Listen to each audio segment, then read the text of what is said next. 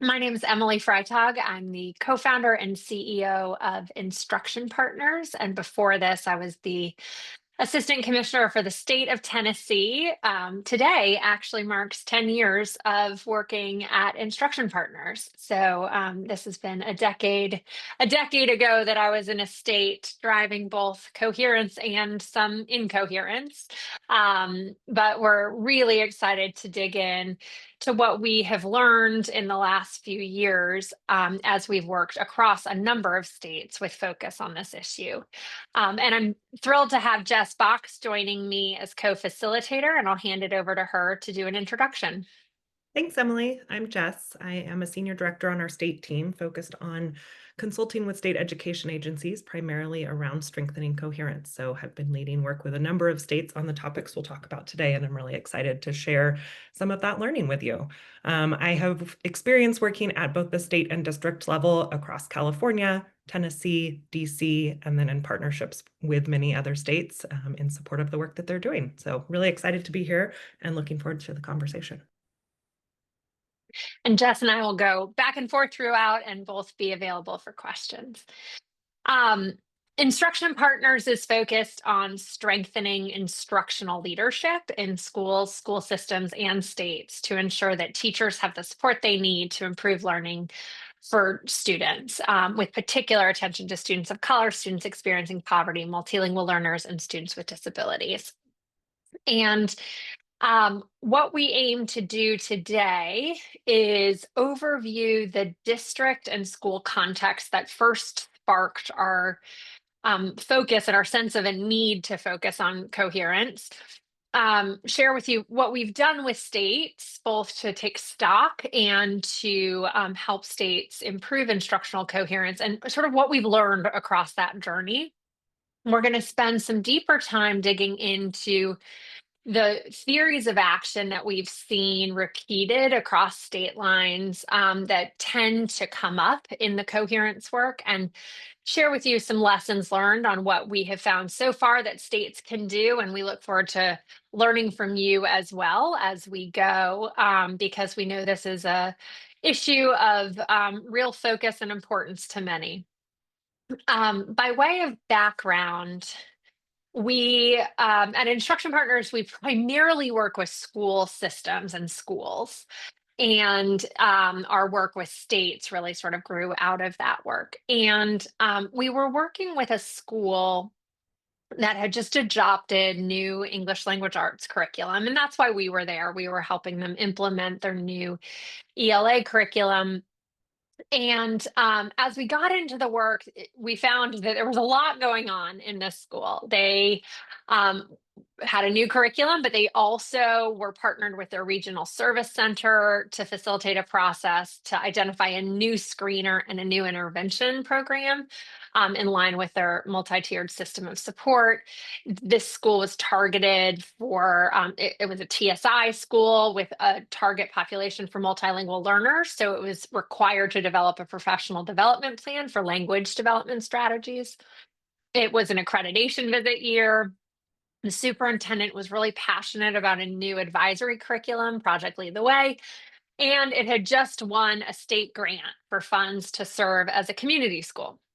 So a lot going on, and yet I'm sure many other schools come to mind for everyone on this call because every year there seems to be a lot going on for lots of schools.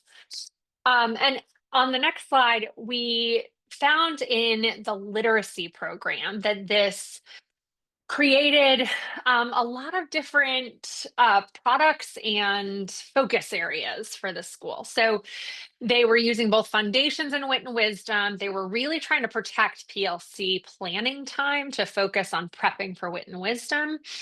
They were using the MAP assessment, and they had separate data meetings to identify MAP skills that needed remediation in core instruction. And this was listed in their school improvement plan as part of what they were going to do.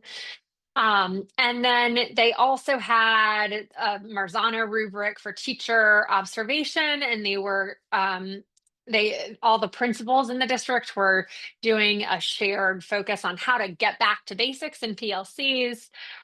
They also were using the Ames Web Screener, and they had EIR as their intervention, except first grade was using the Foundations intervention because they were piloting that. So I I can't see all of your faces, but when I tell this story, I often see sort of knowing nods, because again, here this is like it's a lot, and it's really not uncommon. And as we asked the school more about why they were doing this, often they said, well, we have to because the state tells us we have to do this.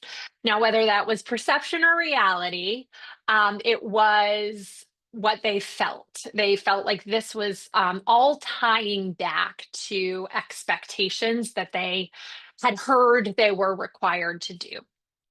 And coherence is a word that gets like a lot of attention these days. And I'm excited that it does because I think it's a really important area of focus.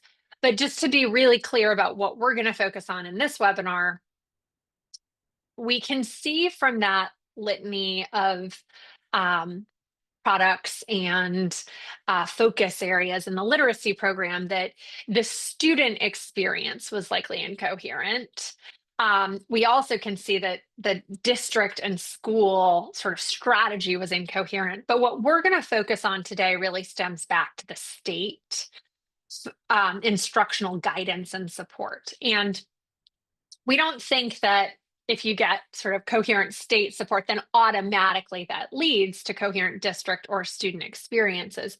But we do find that it's often a root cause for where there is incoherence. And so that is why we are going to focus there today. And we offer, just as a starting point definition, coherence to be the degree to which the parts of the work come together to form a unified whole and speak to each other. And so that is where we will focus today. And I'll hand it to Jess.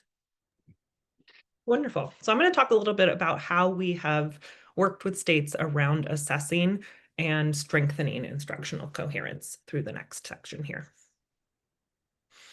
So we have worked deeply on this with 5 states, and that work has really followed a similar pattern. We've also gotten the chance through our district and school work to see what this looks like in other states. And so we'll at points throughout sort of emphasize places where we've seen that in other work as well. But our work in these 5 states has really started with helping them to understand the current state of their instructional coherence. So we do that through interviews with LEA leaders. We do a survey and sometimes some interviews and focus groups with SEA staff to really understand. So LEA interviews is looking at the experience of the users of state support and guidance. The internal survey gives some insight into how are internal staff experiencing that? Where do they see strengths and gaps in terms of the coherence? We have looked deeply at guidance documents published by the state, so up to 85 documents in a particular state, all of the resources and documents that states put out. And then we have convened a committee to really get a more in-depth understanding of what their experience is and how they sort of process and understand the findings from this diagnostic stage. The trends and finding from all of that data helps inform then a collaborative process to develop a shared framework to improve instruction. That work is really central. We'll spend a lot of time there today. It takes a lot of time and work to really figure out, like, how do we align around a common approach to improving instruction? And then we support folks to align the work of the agency to that framework. So once they've done the alignment, then what does it take to actually make sure that your work is reflecting that? The volume of requirements that come from the state really adds up. So looking at one state specifically, where we looked at 74 guidance documents, including those that are focused on charter school frameworks, the standards framework, looking at the MTSS manual, looking at different educator pathways. We looked at all of these documents and we reviewed them for both the theory of action or the calls to action that come from those, the glossary, how are they using words, and what sort of teams and processes are required. And what we found was really striking. There were 21 required school and system level teams. So things like an MTSS team, a school leadership team, a PLC framework team. There were 11 site visits per year, so different teams coming out of the state agency doing visits in schools and districts. Districts and schools were asked to complete 16 different needs assessments, and the state had 19 initiatives that were providing coaching or technical assistance to leaders at the state and district level. They also had 3 sets of state coaches who are all going out and providing in-depth support in addition to the technical assistance in the section above. So really just a lot of volume of both requirements and supports coming out of the state. In all of the states where we've conducted this work, and many other states where we have done work at the district and state level, there was a common set of experiences that came out of that diagnostic stage. First, LEAs really feel pulled in competing directions from the guidance from the state. So different guidance documents, different requirements, different needs assessments sort of pull them in different directions and ask them to do different things. And that is a lot for an LEA or a school to process and figure out what they should be doing. SEA staff reported that they believe their state agency sent competing messages. So internally, folks recognize this, they see it as a challenge, and often from their seats don't feel like they have the power or sort of know how to navigate changing that. But it's something that's seen within state agencies and probably resonates with many of you here today as to why you chose to join. The guidance documents reveal different instructional improvement approaches. We're going to talk more in depth about what we found here, but essentially competing calls to action were often foregrounded. So the documents themselves were asking folks to do things that were in conflict with what other guidance was asking folks to do. And we also saw words used really differently or inconsistently. So coaching, data-driven instruction, these are terms that are very prevalent in education, but often come with different meanings. The folks providing coaching and technical assistance were often unaware of the ways in which other coaches were working with schools or the actions they were advocating for. And finally, these were states that had asked us to come and do this work with them. So the SEA leaders knew there were coherence issues, but as we went through this diagnostic phase, many of them did not realize the extent of the problem, and this sort of showed the far-reaching impacts of this challenge. Before we go on, I would love to just hear in the chat, like, which of these resonates most for you in your state? As we've shared these findings with others, we find many of them often resonate, but I'd be curious to know, are there things from this that you're really seeing come up in your state? And you can go ahead and put any notes about that in the chat. We'll give a minute here just to see if anything is bubbling.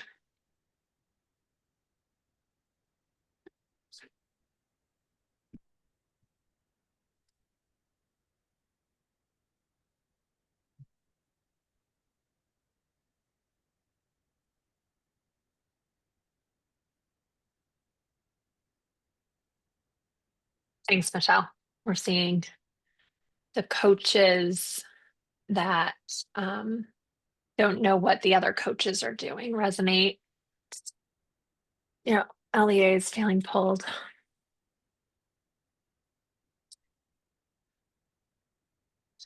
Yeah, thank you, Dina.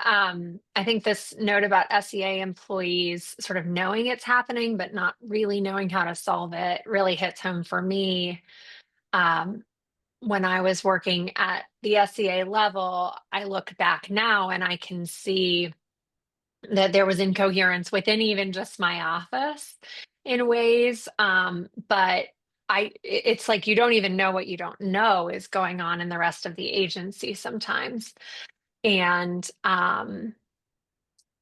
so the idea of how do we get our arms around this is really challenging. And I know we have a lot of folks from Tennessee on the call today who probably inherited some of the challenges that I created when I was there. But we all come by this honestly, is the point. Great. Thank you all for chiming in with some of what resonates. So we've been doing this work with explicit focus on coherence now for 3 years. And when we started, we would look at the guidance documents and just sort of look at each in and of itself. But as we continued the work across state lines, we really kept seeing the same themes emerge, often in the same places, like the tension frequently lived between these same initiatives. Sometimes it was different. States certainly face ranging legislation that actually like creates differences state by state. But it really became quite notable to us as we were going through these guidance documents, the degree to which we could develop a coding system, essentially, that, this is all a bit reductive, but that sort of identified which of the theories of action that guidance document sort of subscribed to. And we thought, well, maybe it's all kind of mashed together in one guidance document, but actually each of them were pretty clean. Like you could really see this one is calling for this repeated pattern, whereas this one's calling for this other repeated pattern. And so the confusion for LEAs didn't seem to be within this one guidance document, I'm getting mixed signals. It was really across the multiple guidance documents and how they add up. I'm getting different signals. But we have found this sort of coding system to actually speak not only to state guidance documents, but also to become something that we can use with our teams and thinking about what are the perspectives that people are bringing to this conversation, what theory of action are they sort of foregrounding. And so we're going to spend a little bit of time on these because I think at a macro level they are the root of some of the repeated incoherence that we see across state lines. So we saw 6 different approaches to improving instruction. One really looked at high quality instructional materials. Yeah, let's actually just go into each of them one at a time. So we'll do for each of them, what is the theory of action? Where did we see it? And then what are the common calls to action? So the first is Tier 1 instruction directed by high-quality instructional materials and aligned professional learning. The theory of action that underlies this approach is that if school systems select high-quality instructional materials that are aligned to standards and provide effective professional learning and ongoing support for teachers to prepare lessons using the materials, then students will receive effective grade-level instruction that supports learning and mastery of standards. Often we saw this theory of action coming out of guidance and support in the academic office, in curriculum and instruction. Notably, we have seen sort of from a distance a handful of states where all of the offices have really centered their focus here. So it sometimes comes up in other places as well. And the calls to action for this theory of action, as we're calling it, would be school systems should be adopting high quality materials. They should be providing teachers and leaders with professional learning based on those materials. They should use PLCs to internalize the units, prepare lessons, analyze student work. They should be using the curriculum embedded assessments to monitor learning, and they should plan support and scaffolds from within the materials as the starting point. The next approach is standards-based data-driven instruction. The theory of action here is that if school systems select interim assessments that anchor teacher understanding of what students need to learn and help teachers unpack the standards, then teachers will target instruction to those standards, selecting materials that meet their needs, and use data to drive decisions about 1, how to group students, and 2, which standards require reteaching. A number of different offices tend to have guidance around this. So we saw this coming out of the assessment office, often the school improvement office. We really saw often teacher and leader evaluation have some connection here. And we really saw sort of legacy documents across many offices also advocating for these actions. So I mentioned, academics often looked at high quality instructional materials, but there were also often documents within those offices that reference standards-based data-driven instruction as well. And the calls to action we would see around this theory of action were to make sure that you had interim assessments, you had data meetings, that the focus of professional learning time included attention to unpacking standards, developing learning targets, sometimes this gets into sort of student-facing versions of those learning targets, and then either selecting or creating materials aligned with those learning targets, and using data to group students and reteach standards. The third approach we saw is skills-based intervention systems. The theory of action is that if schools and school systems select screeners and diagnostic assessments that help identify student skill deficits and use intervention programs that are proven to target those skill deficits, then students will receive instruction that plugs gaps in their prior knowledge and skills that are preventing them from engaging with grade level instruction.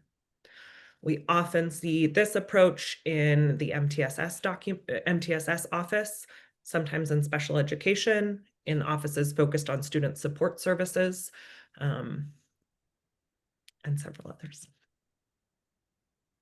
Thanks. There's also an interesting connection sometimes to this with tutoring, especially in the sort of COVID response. Some of the tutoring systems really looked at a intervention-based theory of action. And, the calls to action are here, but I think what's really important to understand about the planning sequence that is at least implied here is that um, schools should have screeners as kind of the check engine light, and then if those go off, there's additional diagnostics to pinpoint the student deficit. And then the intervention should be aligned to that deficit. So it's a sort of assess first and then determine what to do after the assessment approach, which you'll see really comes into some tension with some of the other theories of action that we've talked through. The other call to action is around progress monitoring. We've had hours and hours and hours of conversation about the different definitions of progress monitoring. And there are different interpretations, even within some of these guidance documents, about what that actually really needs to look at. But the sort of educator common understanding is that means I need to retest students frequently to understand if they are progressing or not.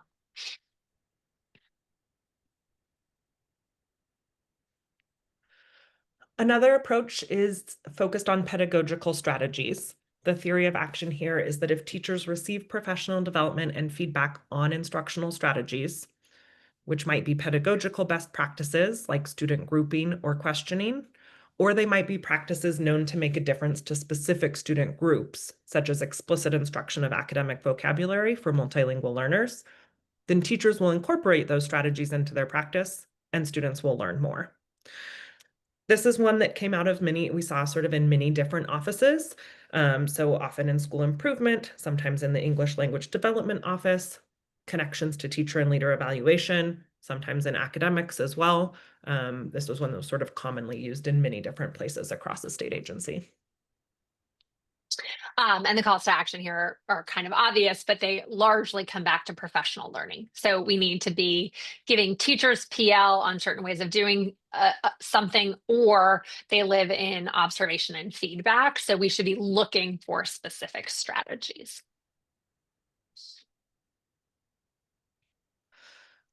The next one is improvement processes. The focus here is that if school leaders manage dynamic team-based cycles of improvement, so for example, the process of a PLC or the process of MTSS, then teams will be able to identify the core barriers to better outcomes and address those barriers in ways that drive stronger student learning.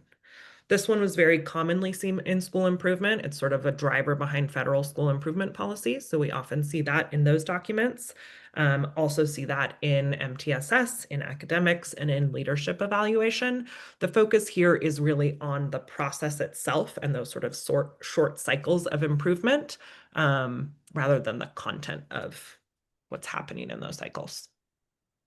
And these guidance documents tend to therefore be less focused on specific calls to action in terms of the strategies that would improve student achievement and more focused on teaming and processes for gathering data to look at what's working and what isn't, and then update those action plans.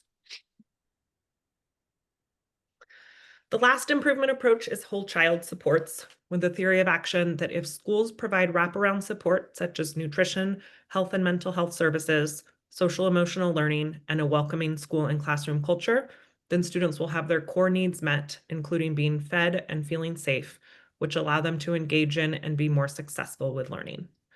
Often this is touched on in a number of different offices, commonly in the student support office, in the social emotional learning office, but often touched on in other ways related to culture through school or school culture through school improvement. Offices that focus on particular student groups' needs, how that's structured in each state agency looks a little different. Interestingly, the other thing that I remember looks different is like whether academics is included in the whole child support definition or whether this is sort of intended to complement an academic focus. There's always an intention for that pairing, but it's interesting to see that states end up addressing this in very different ways. So, we spent some real time going through that in detail just because it becomes a foundation to then explore some of the tensions that we see this create for leaders and educators. Overall, we certainly find that some of these approaches can be implemented harmoniously. It's very possible to combine some of these in ways that work together. However, we do find that some of them, when paired, really get discordant and they call for incompatible and even contradictory actions. Before we go into some of what we've noticed here, let's do a moment in the chat. What tensions do you see teachers experience when they're trying to implement all of these at the same time, or multiple of these theories of action at the same time? We'll give a couple of minutes for this.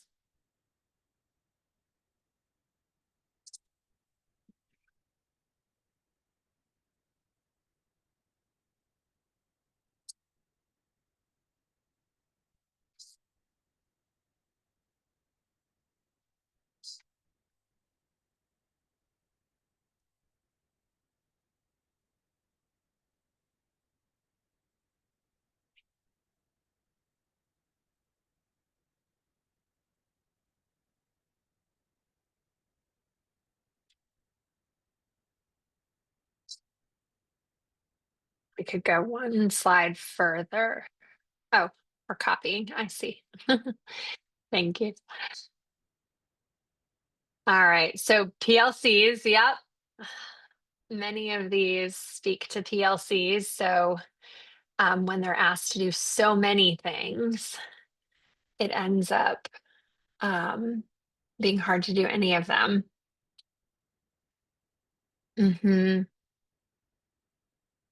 I'm reading Dina's comment and I resonate with the idea that like it's hard to go deep in any of them.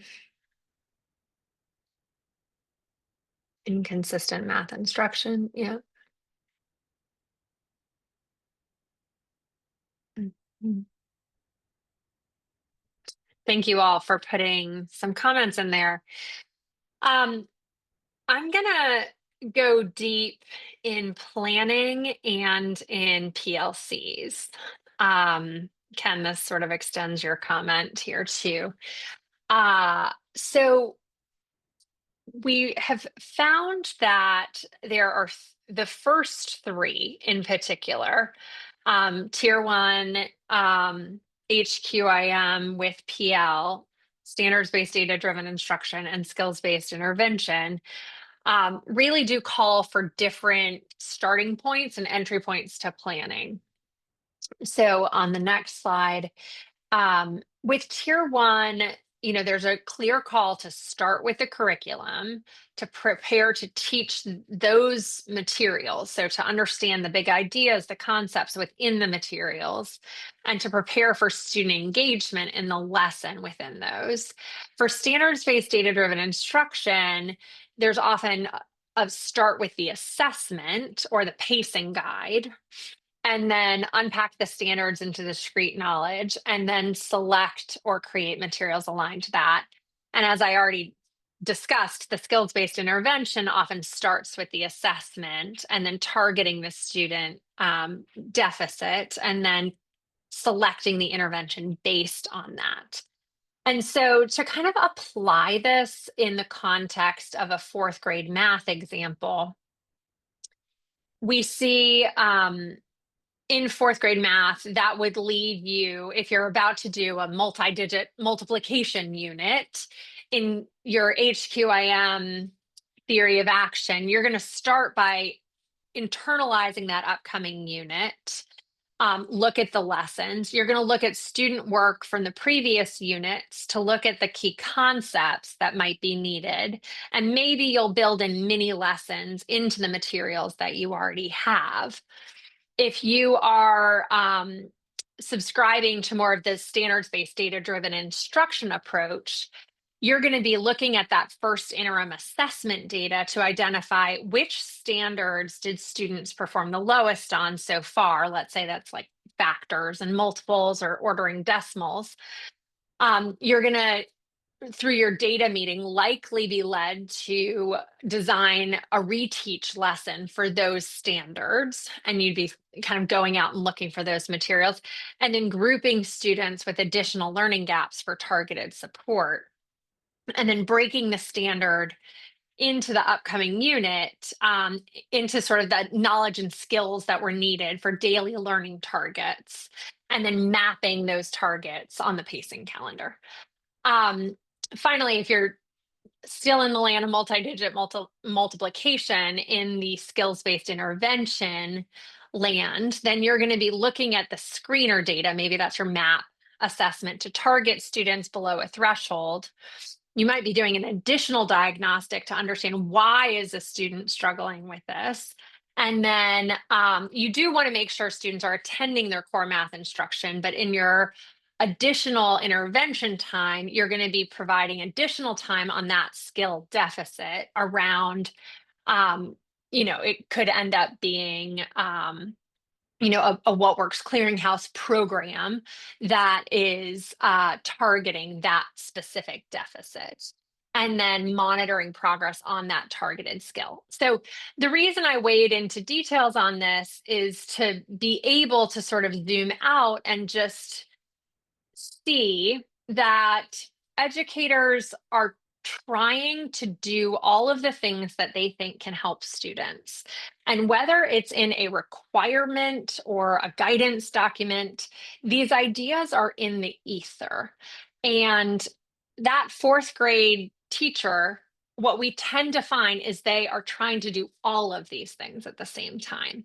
They're trying to teach their curriculum while also doing the reteach standards, while also thinking about these additional intervention needs. And the effect is actually that for the student, they're getting a lot of fragmented touches across these different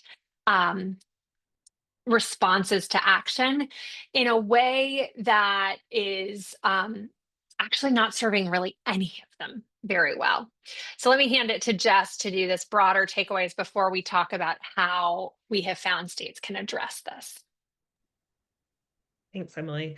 I think that you've started to touch on some of the takeaways here, but I think one of the things that really strikes me in doing this work with several states is how the impact of this really ends up on leaders and teachers' shoulders. So in the examples that Emily just painted, like what teachers are being asked to do is very different. How leaders are being asked to support them is very different. And so figuring out like what action should I actually take can be really challenging for the folks who are closest to students and really need to be spending their time focused on how are we meeting students' needs. In working with educators at the state office and also folks within districts and within schools, we've mentioned throughout that we see these theories of action not only in guidance documents, but in what educators prioritize and value. So based on your experience teaching or your experience leading, you probably have some strong reactions to some of these different theories of action. And whatever seat you're in, you're sort of bringing that experience and that personal conviction into the work and into what you choose to focus on. We see school leaders often feeling like they have to implement all of these theories of action, both to be in compliance, but also to just be a good educator. And we see that mirrored then at the district and state level, where it's often leaders at each level are wanting to say, like, it's going to be best if we actually just do all of these things so that we don't miss some approach that might be helping students. It's really always coming back to that, like, how do we best help students?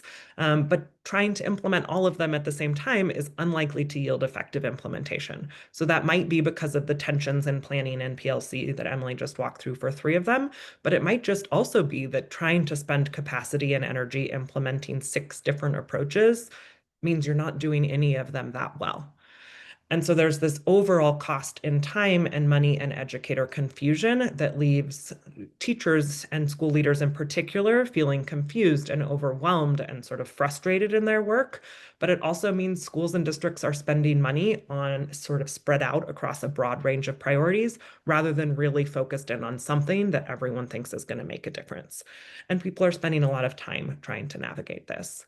And so the focus here for us has really been on states because the role that states play in requirements related to school improvement in particular, and the role that they play in sort of channeling and navigating funding positions them uniquely to be able to make a difference in this problem.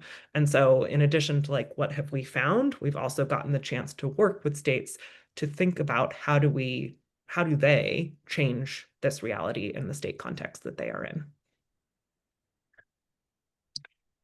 Right. Before we go into what states can do, last question on context. We often get asked sort of, are one of these better than the other? Like if we are going to sort of pick a theory of action to start from, is there one that we should use? And it's not a simple question to answer.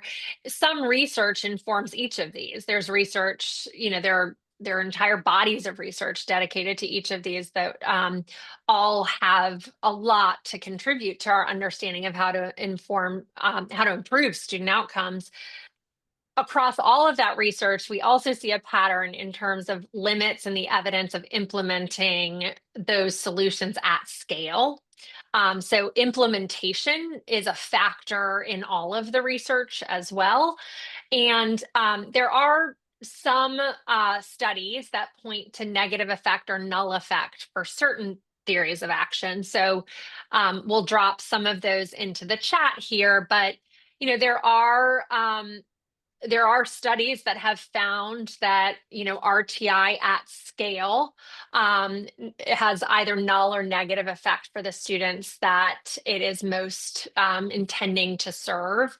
And then there are studies that find that, for example, data meetings, the meta research on data meetings does not point to at scale data meetings leading to stronger student outcomes.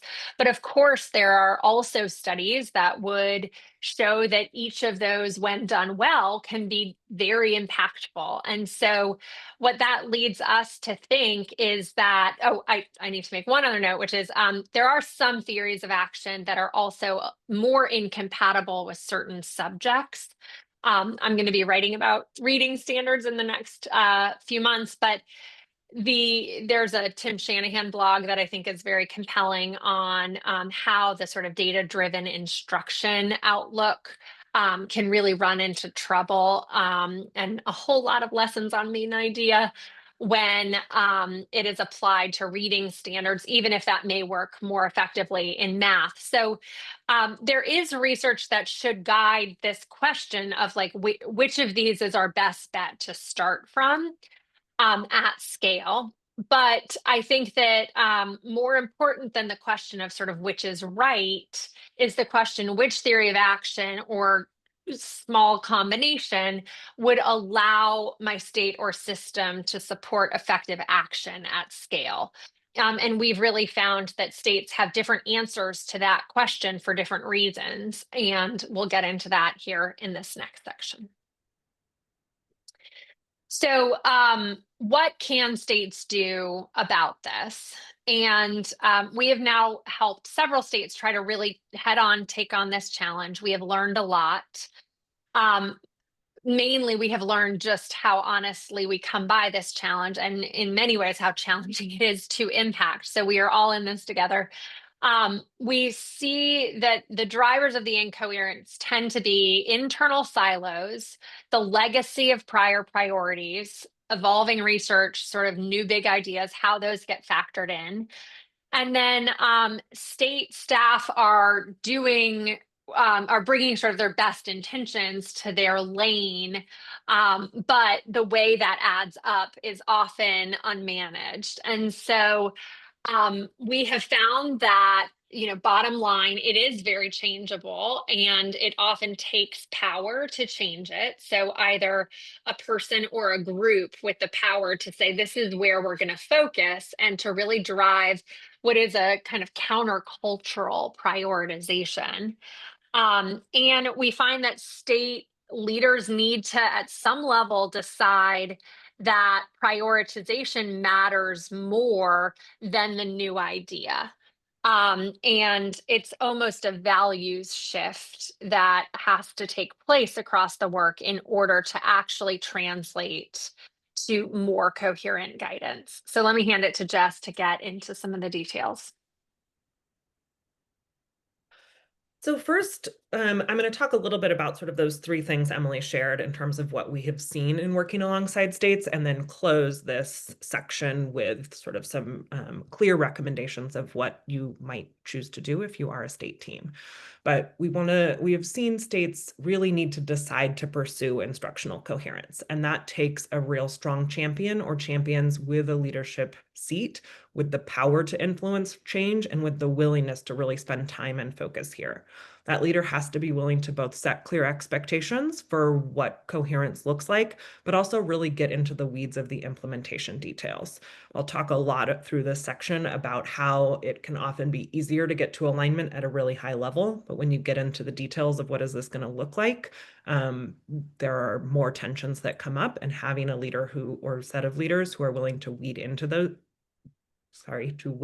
those weeds matters a lot.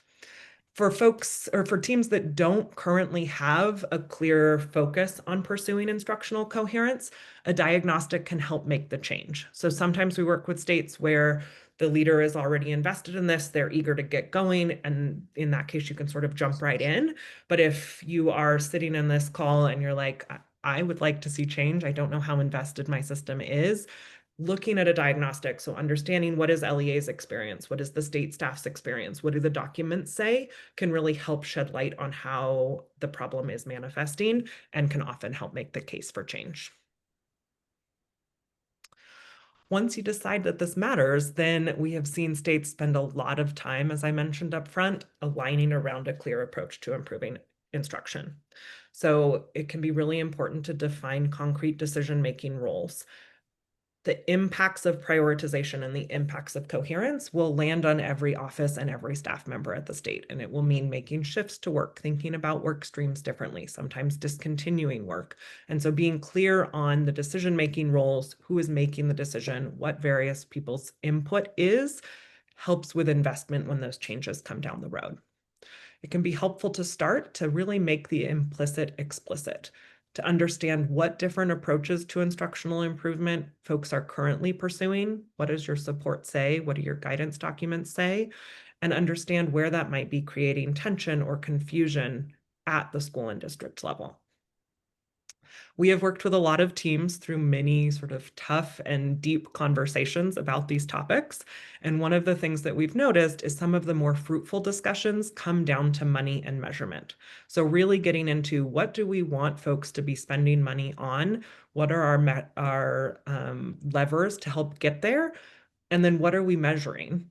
can help really identify those in the weed tension points and help teams productively unpack all of the different approaches you could take and really think about where to spend time. The importance of marking a clear decision is critical to the next phases of this work. So there's a lot of work that goes into getting to alignment, then making really clear, here's what the decision is, here's what that means we will do, here's what that means we won't do, is a really important leadership move and something you sort of can't over communicate and can't make clear enough. And then interestingly, we have found the importance of training agency staff to get to alignment. So you probably heard us talk through all of those 6 things, and you had in your mind a picture of what Tier 1 instruction driven by HQIM and PL looks like, a picture of what data-driven instruction looks like. Those terms are all used so broadly across education that it's likely that we didn't all actually have the same picture of what those approaches mean. So both at the stage when you're exploring approaches, and then once you've chosen an approach or set of approaches to pursue, really getting to alignment by doing things like unpacking a unit of study together, going on shared classroom visits to understand, like, here's what we mean and here's what we're talking about, can help get to greater alignment. And then once you've gotten to that point, it's important to really check that you're doing it. So there's the first stage of aligning the guidance and support and accountability, marking what you will stop doing, but then it's not sort of a one and done process. Over time, you have to continue to use cross-functional collaboration and feedback loops to get to consistency. So if you think about, like, here's what the role of assessment is going to be in our system, and then let everyone go off into their offices and silos to work on that, you're going to end up with multiple assessment types being required. You're going to end up with different uses for the assessments. So that sort of implementation work has to continue to happen in a way where there is collaboration happening across offices or feedback loops happening across offices to provide line of sight into many different work streams. And then finally, we have seen the implementation of systems and processes to sustain the work over time be really critical. So that might look like having a standing part of the cabinet meeting on a monthly or quarterly basis, where all of the different cabinet level leaders are talking about the new initiatives, priorities, guidance that are coming out, and you all are working together to figure out what does that look like to align back to the shared approach. Or you're setting up an annual process to update something like the MTSS model that is used consistently across different offices within the agency. And that annual update process can help drive coherence by bringing everyone back to look at it together and to make changes and updates together. So to just mark really specifically, if coherence is not yet a priority, it might be helpful for you to think about how to understand your current state of coherence, looking at a desktop audit of your documents, doing interviews with LEA leaders, surveying your internal staff, and then using those findings to really understand the scope of the issue and make the case for change. If coherence is already a priority for a group of leaders or for an individual leader, and you are really doubling down on what it takes to strengthen coherence, we recommend getting started by convening a cross-functional team to align around a common approach. Again, that takes a lot more time than you often might think. We've worked with folks over the course of 6 months or so to really delve into the research, weigh the pros and cons, unpack individuals' convictions and experiences, and align on the details. That often feels like you are going slow, but the hope is that you are then going slow to go fast. Then communicating the approach agency-wide to make sure everyone understands, what does this mean for my work? What does this mean I might need to do differently? How does my work and priorities connect to this? You're then updating your guidance, support, and accountability. You're aligning funding. Again, funding is a really significant driver that states have. And you are clear on what you will stop doing and stop funding. And then finally, setting up those routines to identify and align new priorities. Thanks, Jess. We're about to go into questions, so feel free to pop into the Q&A any questions that you have, and we will also monitor the chat for those. We have some already and others that I'm sure will come in. As we are getting those questions, I'll end this portion with a couple of thoughts. I mentioned earlier that these theories of action are sort of in the ether, And what I think we've found through this work is that there is sort of maybe it's social, maybe it is the way we operate as educators, like we're sort of consensus oriented, but there's often this sort of feeling in the room that like we should just make all of these work. Like we like, can't we just get all of them to work, and let's just figure out that version. And I've been part of causing conversations that do that. I've been certainly, um, a leader that has opted to go in that direction myself at times. And I think that because these ideas are in so much of our community and in our kind of sector, there's a sense that we should just like assume they all are important and that they all work and that they're all essential, and that actually maybe we're really bad if we don't do all of them. And we have found that there's something really important culturally to setting a stage where it's like it is downright impossible to do all 6 of these well with good implementation. Like, let's start from the premise that it's actually not possible to do it that way. And then let's have the conversation about what are the most important moves that we want to really focus on and do well. And one other thing I want to bring into the conversation is, states have very different orientations to local control and sort of where they're muscular and influence and where they are much more hands off and sort of basically pass the problem on to districts to deal with and let districts figure out their version of the coherence challenge.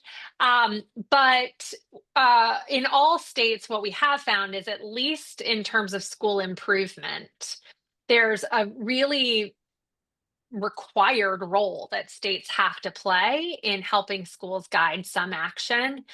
And so even if it doesn't feel like a conversation that can be held holistically, often it is a useful conversation to say, how can we really get into the places where we do have um, a clear role to play? But even in that case, I think there's also an importance to recognize that even the guidance adds up to passing that feeling on to schools and districts of we're supposed to be doing all of this and we're not good educators if we don't. Okay, we have some questions coming in. I actually want to start with Lydia's, which was in the chat about data-driven instruction meets HQIM in math. Like, shouldn't those just work together? Jess, do you want to offer a thought on that one? Yeah, I think, Lydia, the place where I see what you're thinking about is they should work together because they're both driving towards how do we teach the standards.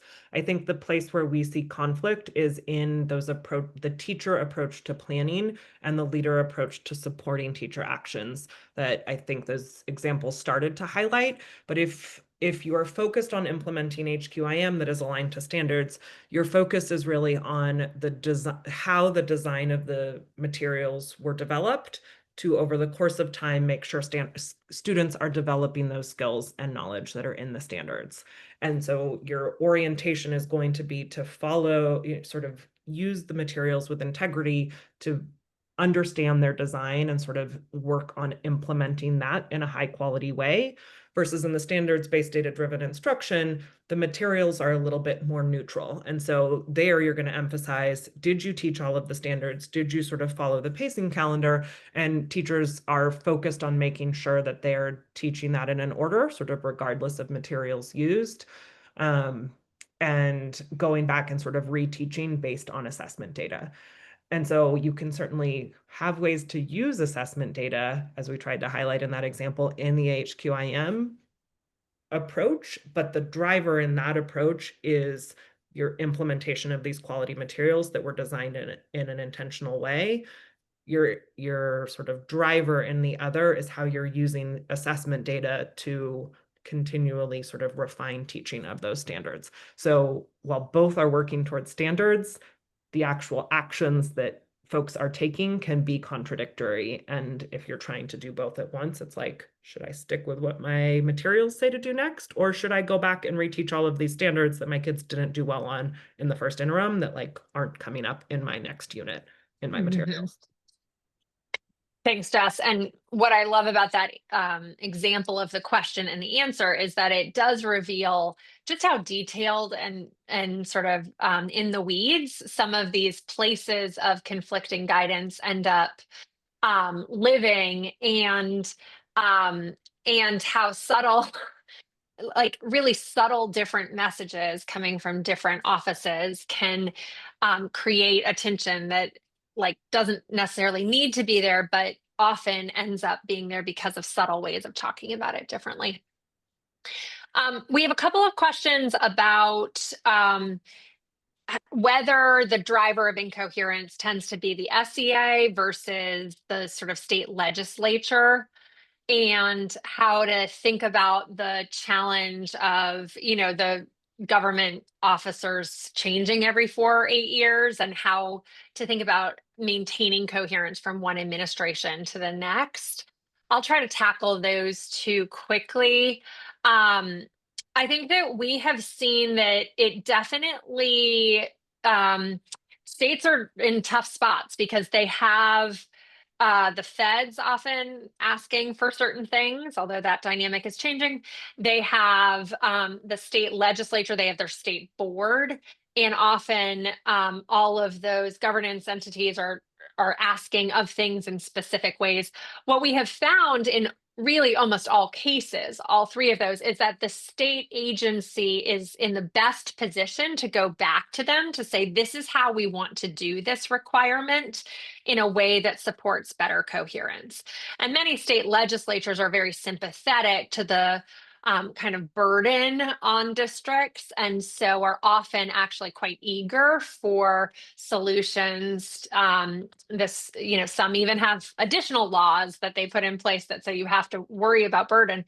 But the SEA with the feds, with their legislature, and with the board is in the best position to be the one to say, there's a better way for us to do this, and this is how we want to go about it. I think in terms of the administration change, I think that is a very real challenge. And what we find is that some of, to the example we were just talking about, which is really detailed, like we're talking in the weeds of like old guidance document. Oh, that was version 7. We're on to version 8, but version 7 is still on the website. There's some cleanup like that can actually just sort of get current, and that can solve some of the burden challenges. But this is inherent to the SEA leadership. And so I think it is subject to the change from one administration to the other. But I think there are things that states can do to create a context that's sort of like more, that agitates for more coherence, and that talks about how important it is. I think districts have a lot of power in that, but I think the state agency and the sort of ecosystem players can do a lot there as well. Okay, we have another question. I'm going to pump back to you, Jess. Are there certain approaches that tend to be stickier? When is it toughest to say we're not going to do this anymore? And this is a quick 1-minute answer. That is a good question. I think the stickiest really are the 3 first theories of action that are very academically focused. And I think, as we tried to illustrate, it's challenging to do those 3 simultaneously. And those are also, though, things that have been embedded, like standards-based data-driven instruction has been around for a long time. And so saying like, we're going to stop doing that and focus on implementing HQIM, for example, or we're going to really focus on tier 1 as our primary driver, and like, sure, kids should be getting tier 2 and 3 support, but like we are making a big bet on tier 1. I think those can be both the trickiest to implement together and very tricky to let go of any of them. We are at time and want to respect your endpoint. Thank you so much for joining us. We got some additional questions we'll try to answer in follow-up emails, and we will send this webinar out and the recording out to everyone that registered. Look for some follow-up from us in the days and weeks to come, and we hope to be just in community on this set of issues that we think is really a set of issues we can solve in a world where there are a lot of problems. This is one set of things. It's hard to take on, but it is doable. And when we do, it can make a real difference to educators. Thank you all so much for joining.